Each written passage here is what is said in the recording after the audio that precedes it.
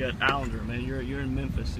We talk about the set for a second. You know, a small crowd, but you're playing early, and just kind of talk about your stage show. Why should guys come out and see you? Well, today was one of the smaller crowds for everybody. I think it was a little bit thin, but that shouldn't stop rock and roll. So we actually changed our setup just a little bit today, just to we kind of go like we're one of those bands that we kind of go with the moment. So today we were like, you know what, let's play a different set today because today feels different. Let's do a different set today. We're not, you know, one of those bands that just says the same thing in between every single song and just real. I don't know, a lot of bands are real choreographed. They don't even play their instruments anymore. They have backing tracks with their guitars going and they're pretending to play guitar, and everybody's like, wow, they're so good live. And it's like, well, of course they are. They're not playing. They're lip syncing. And I don't think people realize rock and roll, a lot of people do that now, and we're not about that. I think that's one of the main reasons people should come see us play. I don't know if there's a lot of realness left in rock and roll, and we're trying to make something that's honest, and I believe that we're doing that. So. I was turning on through, I think I saw a tweet that Sonny from POD awesome. put out, and just having a name like that behind you, kind of supporting. Of course, you got the single Criminals on there with him. How's that helped you guys having him kind of in your corner? It's been awesome. He's actually showed us love way before we were ever on a record label or doing any major touring or anything. He's a legit human being, and just someone who tries his best to wake up every day, as far as I know, and obey the Lord. No one's perfect, but it's been awesome having him in our corner, and just being someone we can go to and ask advice for, because he's been in the industry. He knows the phoniness that comes with this industry, and a lot of the lies that people can fall into and stuff like that. And also on another note, he's kind of helped as far as, like, I've asked stuff I can do to take care of my voice on the road and stuff, and just a cool person. How'd you guys connect? He finds you, you reach out to him, because you're kind of on a separate coast there, right? Yeah, well, they used to tour non-stop, so I used to go to their shows when I was growing up, and I would see them play, and they've always been one of those bands that kind of you know, they were there for people, you know, for more than just music. They really built relationships and talked about real life things. They didn't have to talk to them about music all the time.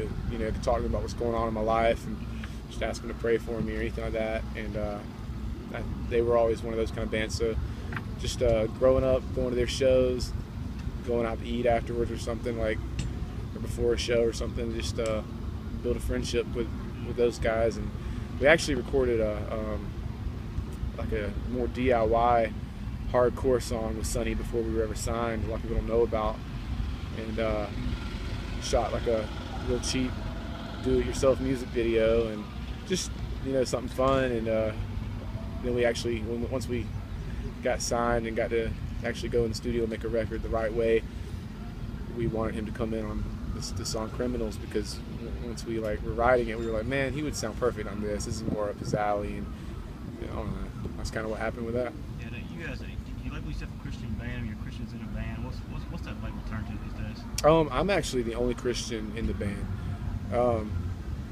I don't. We were actually talking about that last night, because it's the Christian music thing. That's a weird thing to me. It's like the idea you don't see Buddhist rock or Hindu rock in Best Buy or anything. So why is there Christian rock? And even I don't know, like the term Christian, people view it all these different ways and whatnot. It's like, man, all I know is that I was, you know, on my way to hell, and I know that it's not a popular thing to believe anymore in hell, but I was on my way there, and I've been forgiven. That's the only difference. I asked for forgiveness, and I believe that Christ offers that, and that's not what we're selling in this band. That's my personal life, and since that's my worldview, and I write the lyrics, it's going to come through in the lyrics. But as far as, you know, the beliefs, the other guys' beliefs aren't any less like important or valid or whatever. It's just I think every band suffers from that. Whatever your singer is singing about, everybody's puts that on the whole band, and that's not, you know, a good thing, but that's just what people do. So, but yeah, I am a follower of Christ. So. How have times changed? I guess years past, you wouldn't guess you thought a Christian band on a secular tour. It is now. Are times different now? Is it different this day and rock? I don't know. Again, we're not a Christian band. Today, when we were at catering, Johnny Cash came over the speakers, and I was kind of like, man, like he never got tagged with that whole thing, and he claimed to be a Christian, and he lived his life openly and let people know what was going on. Everybody knew the whole, like, you know, whether it be criminal aspect or whatnot. He believed that God forgave him of his sins, and he believed that Christ came to this earth. As far as I know, I mean, from the things, I've never met him. So, but, you know, Christ came to save the sick. And, you know, I guess, like, again, to go to your question about the Christian band thing on tour, I don't, like, what do you call Korn? 2 Christians in the band. And, I mean, it's not a Christian band. It's the same thing. It's just, it's like when I go out to eat at a restaurant, I don't ask if my chef's a Christian before I eat his meal. I just, you know, I'm grateful that someone can cook the food well. I just want someone to cook the food well. If I call a plumber to come fix my toilet, I want him to be a good plumber. I don't care what he believes. And it's the same with music. I want quality music.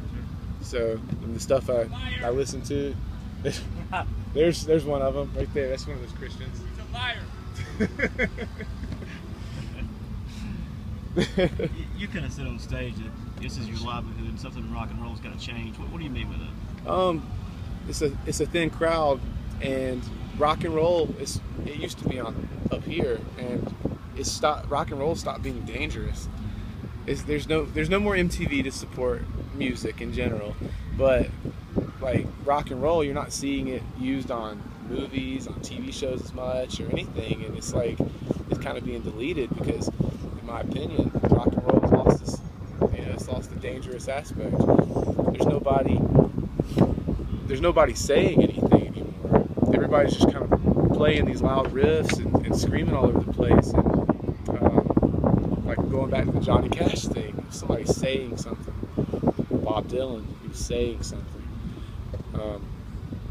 And whether we agree with what they believe or not, these people are talking about what's going on in the world, the culture, all this kind of stuff. And I believe the way our faith, or my faith rather, comes through in our music is the same way that, you know, Bob Marley had faith, and whether we, you know, even though we have differences, obviously, whatever belief, or the way U2 has faith, Johnny Cash, it just comes through the music. You know, it's not one of those things where it's a Christian band and it's not a band with Christians in it, and it's not a non-Christian band. It's none of it. It's just a band.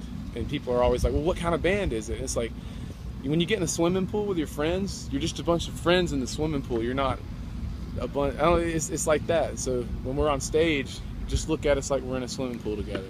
That's the best way to look at it. So even though we have some different beliefs, we're all in there, Marco Polo, you know. That's great stuff, man. That's the best way I can explain it. It's good stuff. Hey, I appreciate your time, man. Dude, thank you. Thanks for talking to me.